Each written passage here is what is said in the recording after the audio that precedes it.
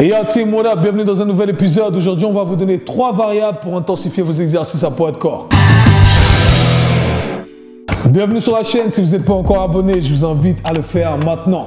On va vous donner 3 variables avec lesquelles jouer pour intensifier vos exercices. Si les exercices à poids de corps ou avec un élastique simplement sont trop simples pour vous, on peut quand même intensifier tout ça pour les rendre un peu plus intenses, ok?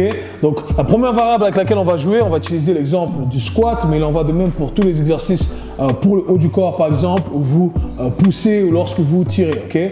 La première chose à manipuler, c'est la vitesse d'exécution. C'est ce qu'on appelle le tempo, d'accord? Donc, on va faire un squat. Si on fait un squat rapidement, Salih va démontrer, ok?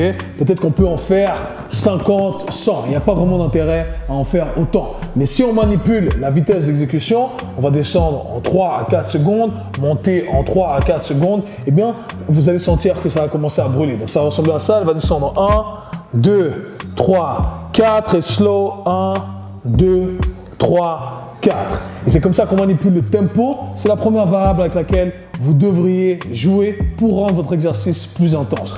La deuxième variable qu'on vous invite à utiliser, c'est les quarts de rep. Alors les quarts de rep, c'est un peu le même concept qu'auparavant. On veut juste passer plus de temps sous tension, mais on veut passer plus de temps sous tension là où on est le plus faible. Alors quand on fait un squat, on est le plus faible, c'est tout en bas. On va essayer de jouer avec cet angle-là, passer plus de temps dans cet angle-là où on est le plus faible. Et vous allez voir que ça va intensifier l'exercice. Ça ressemble à ça. On descend, un quart de rep en haut et on remonte tout en haut. Donc pareil, encore une fois, juste pour démontrer, pour être sûr, on manipule pareil le temps sous tension dans la montée et dans la descente. On ne veut pas juste utiliser un bounce et remonter, ok? Donc deuxième variable super intéressante. La troisième variable qu'on vous invite à utiliser, c'est tout simplement de manipuler les angles que vous utilisez lors de votre exercice. Et ce qu'on veut, c'est pas tendre complètement son articulation, parce que lorsqu'on tend complètement son articulation, eh bien on n'est plus vraiment sous tension. Donc on veut rester le plus de temps sous tension possible, ce qui veut dire qu'on ne veut pas chercher à tendre complètement ou fermer complètement son articulation, ok?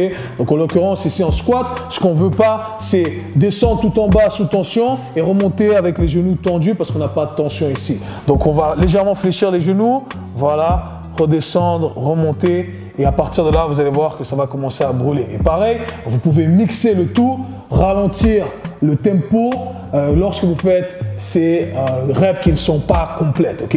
Donc 3 variables à manipuler qui vont vous permettre d'intensifier les exercices à la maison. Vous pouvez très bien le faire avec un élastique également. Si vous avez aimé la vidéo, on vous invite à partager tout ça, laissez un like, un commentaire. À bientôt. Peace.